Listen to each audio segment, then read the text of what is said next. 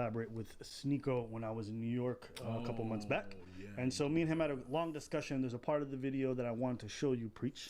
So we go.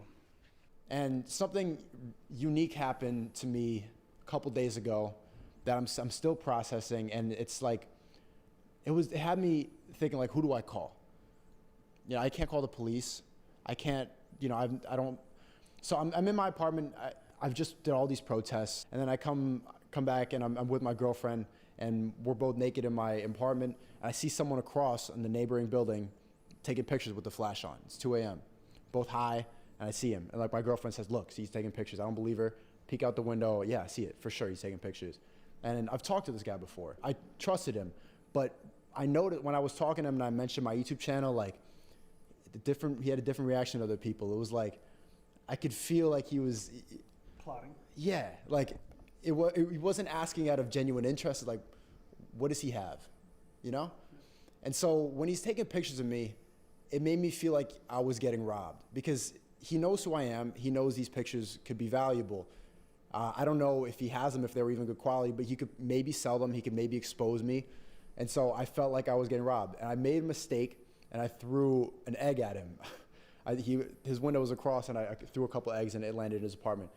Big mistake. I didn't process, like, I lived in Harlem. I didn't think that maybe he has a gun. None of that crossed my mind. But maybe he does. And he started yelling from the window, like, I'm going to f you up. I'm going to f you. Next time I'm going to see you, I'm going to f you up. You never safe here. And, like, I don't want to live there anymore. I don't want to live with, my head on a swivel. I don't want to have to worry about my neighbors taking pictures. I don't want to feel unsafe. And he threw a bottle and broke my window at 2 a.m. I don't know if he was drunk, but the shit was broken. And I couldn't stay in my apartment that night. And it's like, who do I call? Go ahead, say it. Ghostbusters. This is a disaster. So this just goes to show, right? Like, there exist people out there that don't have your best interest at heart, right? And I mean, those people are going to take advantage. Now, of course, it wasn't smart of him to throw an egg at the guy. Obviously, you don't know who you're dealing with. But obviously, it's highly disrespectful for the guy to be taking pictures of this guy naked. So, who's in the wrong here? The truth is that both are in the wrong, right? It's a disaster. And the problem is this. Sneako has no recourse. He's famous, right? His face is known. So, all of his actions are going to be judged more harshly than the average person, right? So, maybe a normal guy could, like, be fine. But Sneako, for sure, no. So, there it is. Hello and welcome to the Helios blog. My name is Helios, here for another reaction video. If you're new to the channel, liking the content, hit that sub, hit all for notifications. If you'd like to support me, I do have a Patreon with exclusive content. It's the stuff I can't put on YouTube, guys. It's patreon.com/theheliosblog. Just go there and subscribe to the Nebula tier. Again, it's patreon.com/theheliosblog. You can also drop me a donation like Tom M here. Shoutouts to him. All right, let's continue. This man's out here bearing his heart out, and you out here cutting 90s jokes. So it does raise an interesting question. Right? If I call the police, the neighborhood's going to think I'm a snitch. He's from there, so he has more authority in that neighborhood. Bro, like, if I call the police, everybody thinks I'm a snitch. And you know what problems that can... So if I call somebody else, like, then now I'm a criminal. If I call someone else to help me out, like, I don't have a gun or anything. This is a tough thing. As a man, we have a certain sense of pride, and I think some of it's very much justified. But I think as you get older, you recognize what's at risk. I can't... Right, so Sneako has a lot to lose, right? So you can't you can't call your friends. Actually, I think in that situation, I think you have to get out of the area. You have to go to a place that's less sketchy. You have to leave. You have to move. You have to get out of there because being where you are is dangerous, right? So you can't be living there, right? So, I mean that's what I would say. I would say, walk away from the situation because that situation is dangerous and it puts you in a horrible position. I can't afford a criminal record. I can't afford to be in jail for a long period of time. I have people I have to provide for. Literally. I have responsibilities I have to meet. And while my pride is important, I question all the time whether it's more important than my mom being able to get taken care of. And so I was a violent person when I was a teenager, but I recognize the consequences of that potentially long term if I kept going that way, which is why I haven't fought for so many years. But I've been Smart. That's a good choice. Again, guys, they say speak softly and carry a big stick, right? Like, getting into fights is very unintelligent, especially in 2022. Especially if you live in a litigious country like America, like you're gonna get sued, you're gonna get a criminal record, you're gonna, like, it's a disaster. You don't want that on your, you don't want that. You're like, it's gonna be terrible for you. So don't even allow positions like this to occur. Yeah, I agree. in situations where I've been close, and I've walked away, and I've heard people say, like, man, that's a cowardly move. Well, I'm like, you view it that way. But I think the measurement of the man is how he's able to take care of the people around him. Again, I actually disagree. Like, if you were on the verge of fighting, but the fighting would have led to more negative consequences than the walking away, then the walking away is a smart move. And who cares what they think? Like, it doesn't matter. You made the correct decision in that moment. And you have the wisdom to be able to make such a decision, right? Whereas many people in that position would have, succumbed to their animal nature and would have destroyed themselves as a result. It takes a wise man to be able to, well, he didn't turn the other cheek. You just need to not be in sketchy situations, right? That's the idea here. And it doesn't make you less of a man to avoid the problem. And what kind of man can't be there to take care of his family when they're most in need? That's how I view it.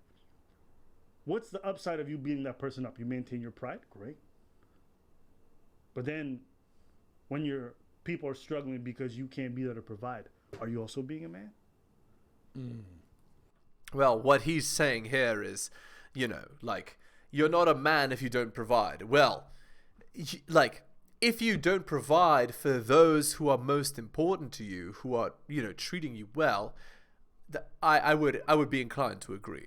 But to imply that a man who's not a provider is not a man, that's going too far, because not everyone deserves to be provided for, and there's nothing wrong with saying no to providing to somebody who is, not deserving of your providing.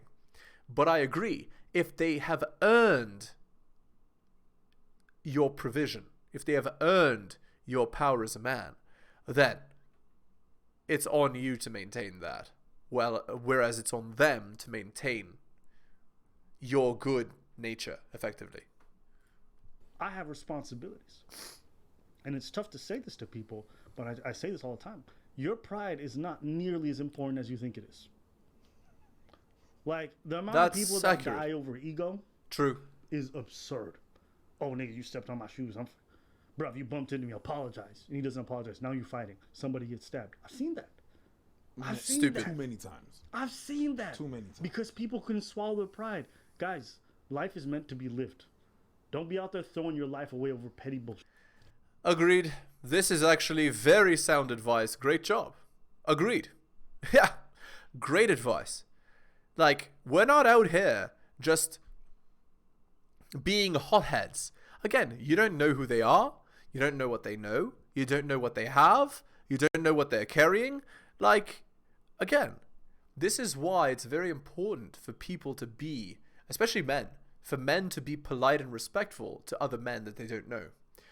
Because there is always that implicit threat of violence, right? And if you wear your heart on your sleeve, I mean, things are going to go really bad for you. Like, I don't know what to tell you.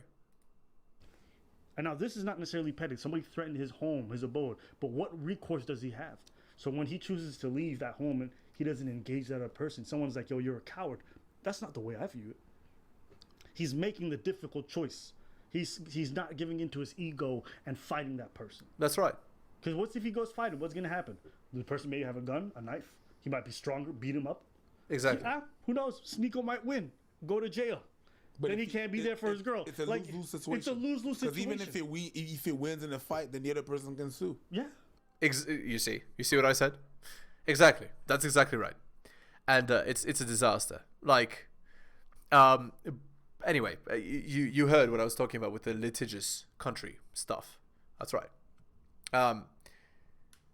Yeah, in that case, Sneako needs to walk away. He needs to get out of that area. All right, let's read this article by Rollo Tomasi here. Not all women aren't like that. On many occasions, I've been confronted with what I've observed to be the most common retort, rebuttal, or "oh no you didn't" response to anything I propose about the nature of women. Oh, what the hell, I'll just let female commenter Living Tree illustrate it for you, from my shadow post. Okay, here it is. Rational male, did you actually mean what you said? The single most common shaming tactic that women use against men is quote-unquote shallow, and you're upset about that? Thank God for that. What I wouldn't do to be in men's shoe if that is the case. The list of shaming tactics men use against women is so incredible, hostile, and hurtful that I can hardly even repeat them, and it embarrasses me you're even complaining about being called shallow. What I wouldn't do to be called shallow instead of fat, ugly, angry, B-word, gold digger, selfish, womanist, W-word, whenever I speak my mind about something controversial. You guys have no idea how good you have it if being chastised for being shallow is the biggest of your problems. I've illustrated examples of feminine solipsism in many posts, but to really understand it, you have to read the responsive comments of women when they are presented with an objective observation critical of women in general, how they solipsistically interpret the attack, quote-unquote, personally reinterpret it in their personal experience, and then reoffer their interpretation as a generalized, i.e. universal truth. I'll let Living Tree continue to spell this out a bit more succinctly for you. Oh, and incidentally, as a woman, I make my selection of relationship companions not based on looks or money or ambition or how much they want me. All those things are nice and sometimes it's enough to get a first date, but I and my decision to continue dating someone is based on one factor alone. Does he have class? Sadly, this means I don't find I date much. They get weeded out really quickly.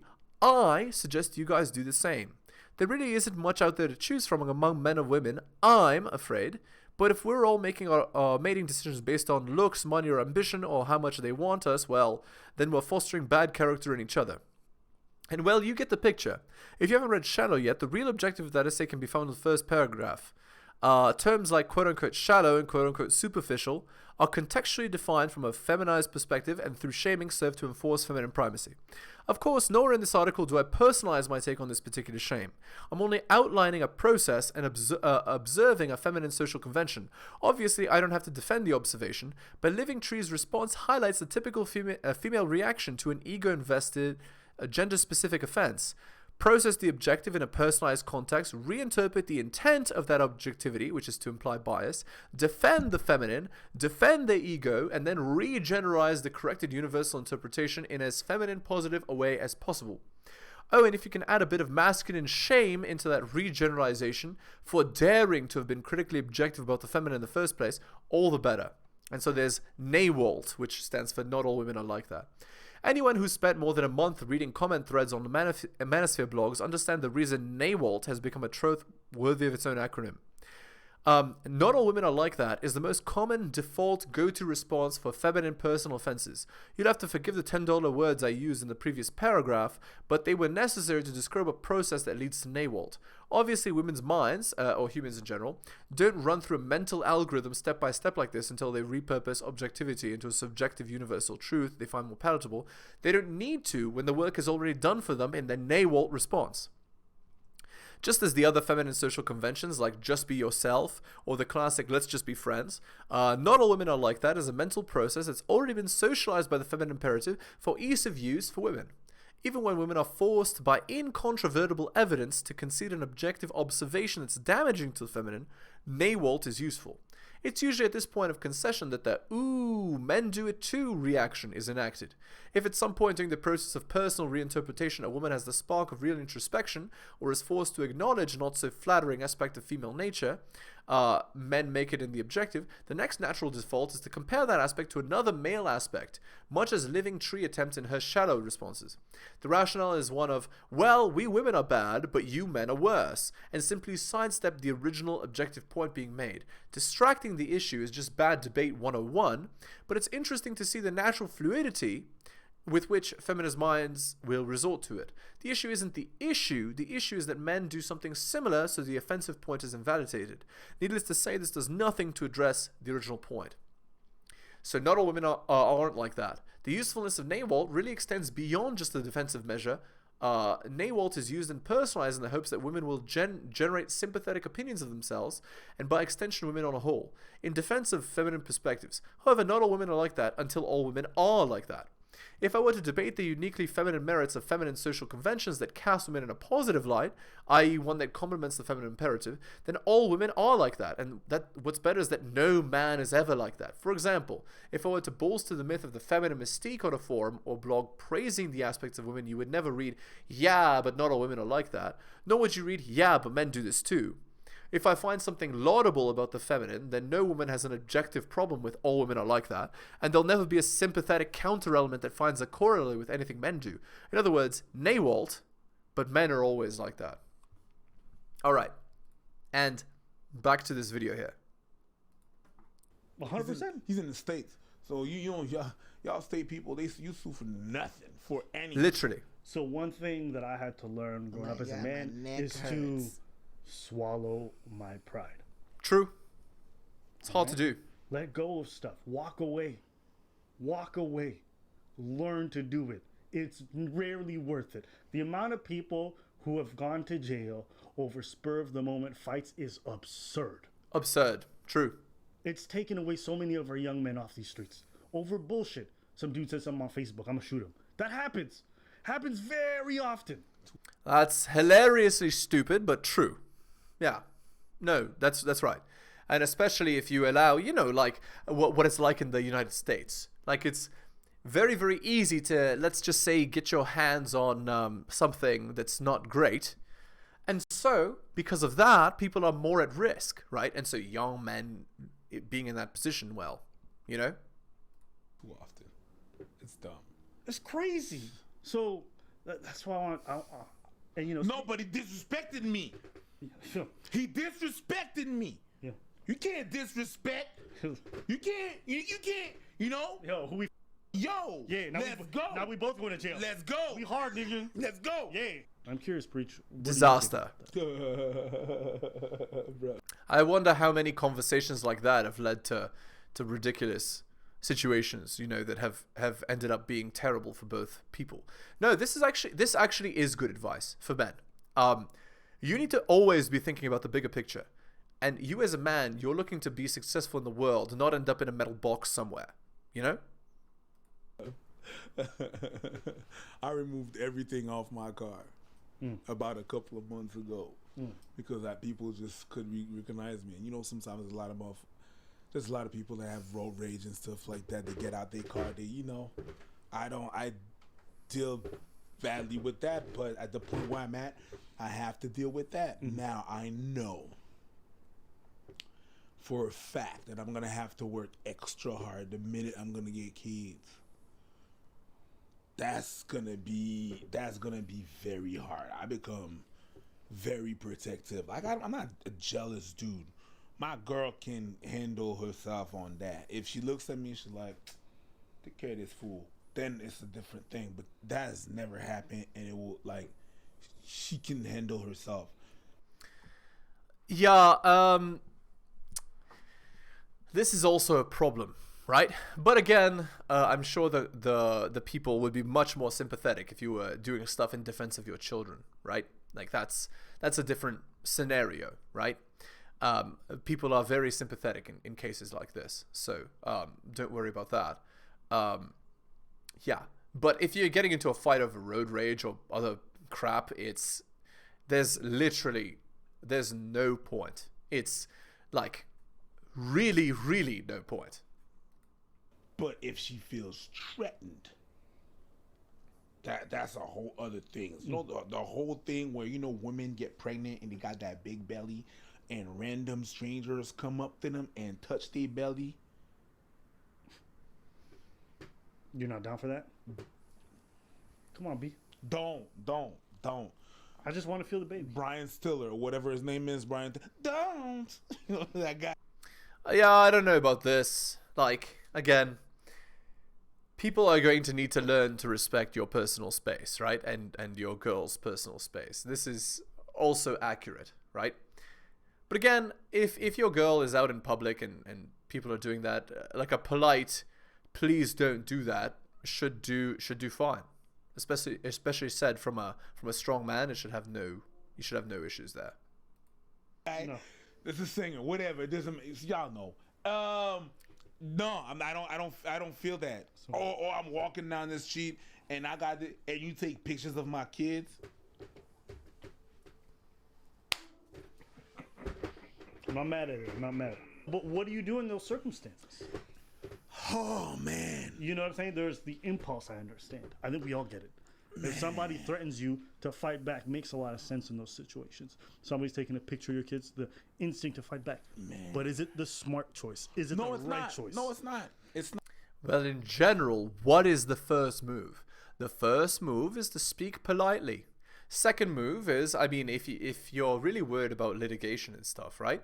Just turn on your phone, start recording, right? And say the things that you want to say. And if they are being, you know, ridiculous and not going with what you say and not respecting you, then you have the whole situation recorded. People tend to change their behavior when they know that there could be consequences, and recording the situation could prevent many poor consequences there. Not. Okay. And I understand when he says, you know, who do I call? I know I get it. I joked about it, but I get it. Because you call the police, they can't do nothing because it was not really a threat. Mm-hmm. And you got this lurker doing whatever the hell he wants. There's nothing for people like that. It's like, well, you know, you're known. People are going to take pictures of you. It's no big deal. It's a picture. Calm down. Like, they're going to it's like the police, they're good with that. It has to go to an extreme for something to happen and for them to do something. Mm-hmm. Again, I was in a bar with two of my girlfriends. I was at a bar, and one of my girls, she goes to the bathroom. She goes to the bathroom before. I'm like, okay, go to the bathroom. I'm going to order you your drink. I order a drink. There was another dude. This next dude is there, and he starts talking to us, which is fine. But at some point, he becomes intoxicated like that. I think the pill kick in or whatnot. We get our drink. Me and my other friend, we looked inside the drink and was like, yo, is that a bug in the drink? And while we're looking, because we thought it was a bug in the drink, this dude throws something in there. In our faces. Like, right there. And I'm like, yo, what the hell is this? Like, well, you know, just to have a little bit of fun. So me, I flip. I was about to erase that dude. Yeah, this is when you go talk to the bartender, right? And you make this guy a known quantity, right? And then the authorities will deal with it, right? That's when. That would be the situation. Now, I don't know how this relates to snitches, right? Because maybe if you're in a certain neighborhood, you can't be doing that. I don't know. But in most civilized places, that's a thing. You can do that. That would be the correct response, as opposed to getting into a fight. All right, let's go on to the Reddit post. This is from Relationship Advice. So the girl's 35 and the guy's 30. GF dumped me because I said no to bedroom fun. Not going to go in details, but last week was extremely busy for both of us, so we couldn't really spend much time together. The schedule had to be back to normal after New Year's Eve. She spent Christmas with her family, I with mine, since we agreed on this. However, my mood was muddied with the fact that my grandfather's brother is dying, so it's a matter of days. I spoke to her about this, she knows. So yesterday, she texts me in the morning and says she wants bedroom fun. Yet I was busy and couldn't decide if I'll go visit my parents or not yet. She started to get upset and say things like, I'm being hurt by you. I told her that I cannot be at two places at once. After a while, she sends another text saying, a woman says when bedroom fun will happen and a man is in no position to decide. I was like, what? and replied to her that I simply cannot dump everything I'm doing and just run to her because she wants morning bedroom fun. She gets extremely furious and says that she's wasting her time on me. It was all a mistake. I tell her to calm down, let's go for a walk in a few hours. She replies, get the H away from me. So today I try to see if she calmed down and she says, we're done. Funny part is that we actually had to spend the day together after lunch, but hey, since I said no when she wanted it in the morning, I guess I'm the bad guy. Yeah. And, so apparently they were dating for 6 months. Update. After thinking about it a while, I realized she was being very manipulative. Everything should be done her way. She picks the movies, she picks the activities. If I disagreed on something, she'd usually act all hurt. I feel like I'm being A-worded, but she always used this line. You don't have to if you don't want to. After reading some articles, she really fits the A-word type. Sad stuff. And update number 2. She texted me apologizing that the end was so abrupt. She won't go into detail, but said that I'm a good person and she wishes me the best. Her explanation, why get closer together if we have no further future? Yeah, she doesn't care about you. She was just using you. And if you didn't want to be like the yes man, and so she's going to go find she's going to go find a yes man. 218 upvotes. Be glad she showed her true colors this early on. That's crappy behavior no matter the gender. She did you a favor. 37 upvotes. She did fume up when bedroom fun was off the table, so we had to talk that I can't be, into bedroom fun 24/7. And it seemed that she understood and things got better. Seems not. But notice that sometimes if she doesn't like it, she almost starts shouting about it. Yeah, it's whatever. 16 of us. Be happy the trash took itself out. Imagine if you'd realized earlier that she needed out and you were the one to pull the plug. Her reaction would not be pretty, and the drama-filled extravaganza would possibly include others. I believe right now she's pulling a power move in anticipation of you begging for another chance. Block now so you won't have to deal with her further. Agreed. So again, guys, if you're new to the channel, liking the content, hit that sub, hit all for notifications. If you'd like to support me, I do have a Patreon with exclusive content, patreon.com/theheliosblog. Just go there and subscribe to the Nebula tier. Again, it's for stuff I can't put on YouTube. Again, it's patreon.com/theheliosblog. You could also drop me a donation like Tom M here. Shoutouts to him. Thank you so much, guys, for taking the time out of your busy day to listen to the end of the video. I really do appreciate it, especially if you made it to the end of the video. Thank you so much, guys, and I will see you next time.